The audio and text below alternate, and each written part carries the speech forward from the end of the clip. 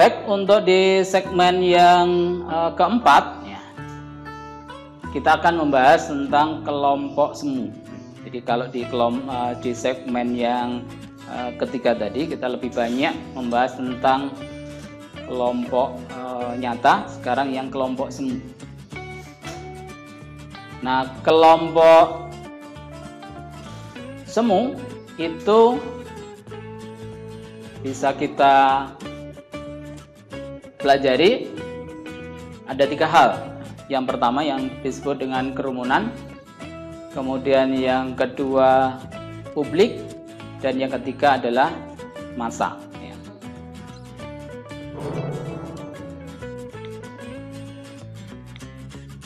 Yang pertama kelompok publik. Nah, kelompok publik itu adalah suatu kelompok yang mana berkumpul itu karena ada sesuatu yang menyatukan dengan ada media yang digunakan. Ada media yang digunakan untuk bisa menyatukan.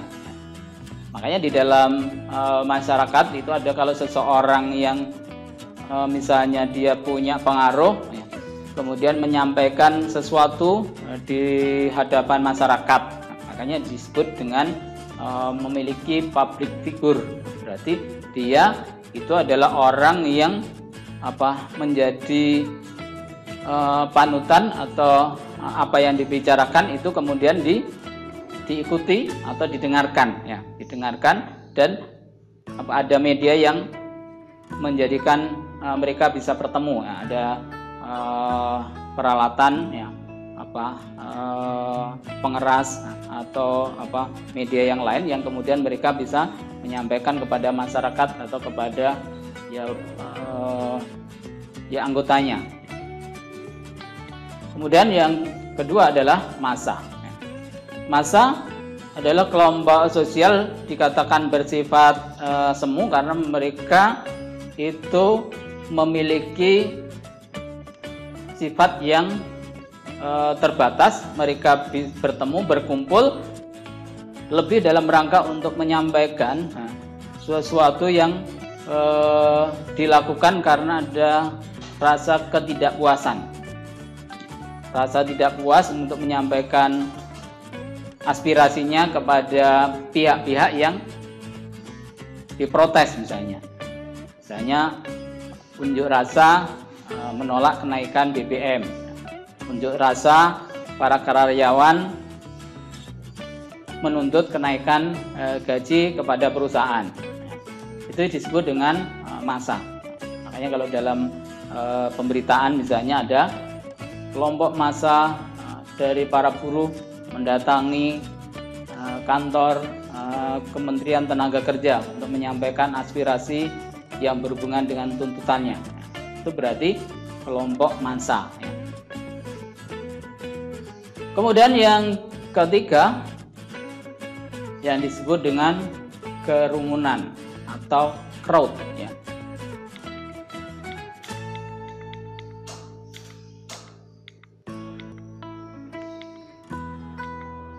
Nah, kerumunan merupakan berkumpulnya orang pada saat tertentu secara cepat tanpa koordinasi dan bersifat sementara. Jadi baik kerumunan, kemudian publik maupun massa tadi itu sebenarnya juga bersifat sementara. Makanya disebut dengan kelompok semu. Nah, kerumunan itu bisa dibagi-bagi menjadi beberapa.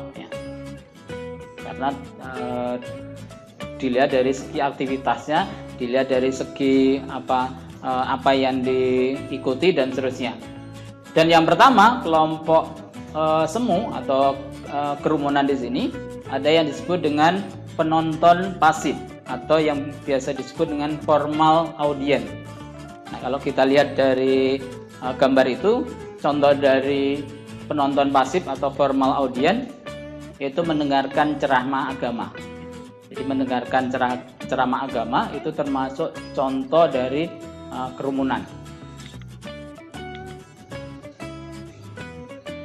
di mana mereka itu hanya memusatkan perhatiannya dan tujuan yang sama, erat dan mempunyai sifat pasif.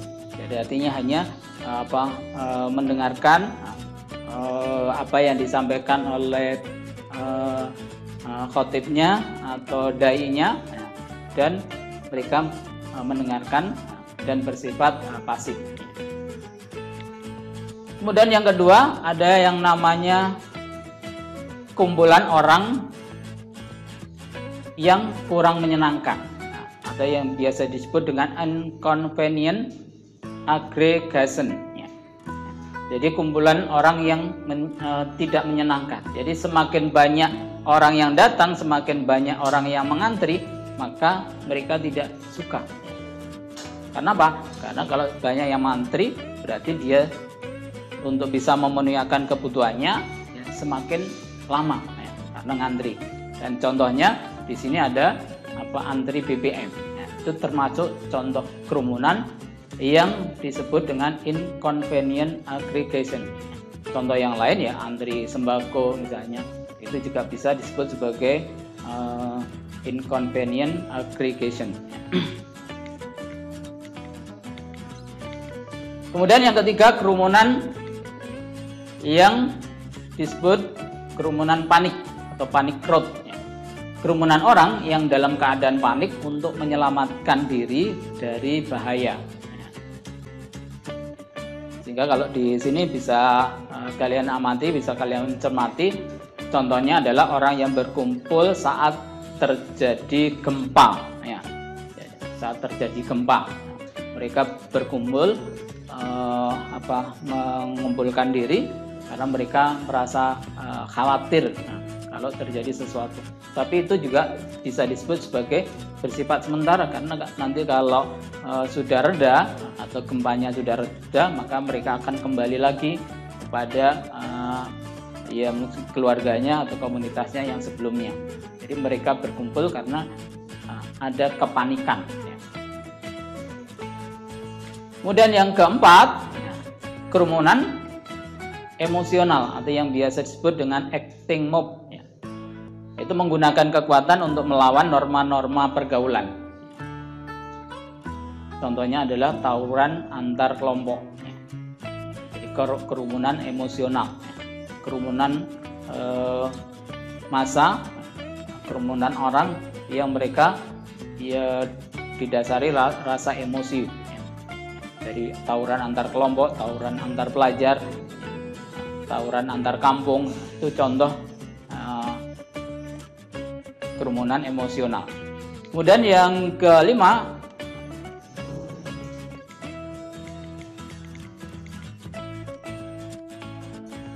yang keenam, kerumunan penonton atau spectator crowd.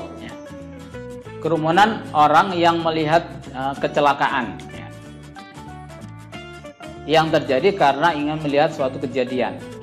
Contohnya ya orang yang berkumpul kemudian melihat suatu kecelakaan. Kalau dilihat dari gambar itu, ya sekelompok orang melihat kecelakaan mobil yang terjatuh dari jurang. Kemudian yang ke-7 adalah kerumunan tak bermoral atau immoral crowd. Itu kerumunan orang yang tindakannya melawan norma pergaulan hidup dan tidak mempunyai tujuan yang jelas. Yang contohnya adalah kelompok pemabuk.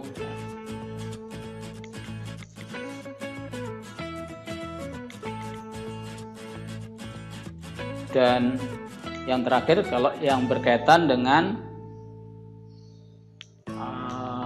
massa tadi, contohnya adalah kelompok yang menuntut terkait dengan kenaikan upah. Baik, pemirsa ATV yang berbahagia, siswa kelas 11 SMA dan MA di Malang Raya. Dari segmen yang keempat, sebelum kita menutup perjumpaan pada kesempatan kali ini, kalau tadi di tayangan, dari tayangan tadi. Video bisa kalian bisa jawab ya. Dan jawaban yang bisa disampaikan silakan cocokkan ya, dari tayangan tadi. Jadi kelompok yang ada di dalam tayangan tadi menunjukkan ada beberapa jenis kelompok ya. Yang pertama, kalau para penonton yang melihat dari pertandingan Olimpiade itu, maka bisa disebut dengan formal audience. Itu berarti termasuk kerumunan. Jadi bisa termasuk kerumunan. Kemudian kalau berkaitan dengan para pesertanya, ya, peserta lomba atau peserta Olimpiade, maka itu bisa disebut dengan kelompok patembayan. Patembayan artinya kelompok yang dibentuk atas dasar kepentingan yang sama. Atau juga bisa kelompok sekunder yang mereka membentuk berdasarkan kepentingan yang sama, tujuan yang sama untuk memiliki juara dan karena hobi yang sama. Tapi juga bisa kalian kaitkan pembagian kelompok menurut pandangan ahli-ahli tadi, karena di sana ada beberapa yang sebenarnya bisa untuk dikaitkan dari tayangan tadi ya. Baik pemirsa yang berbahagia, ya, itu yang bisa kami sampaikan dan juga kita bahas pada kesempatan kali ini. Semoga bermanfaat. Dari saya Selamat Riyadi dari MA Muhammadiyah 1 Malang mengucapkan Assalamualaikum warahmatullahi wabarakatuh.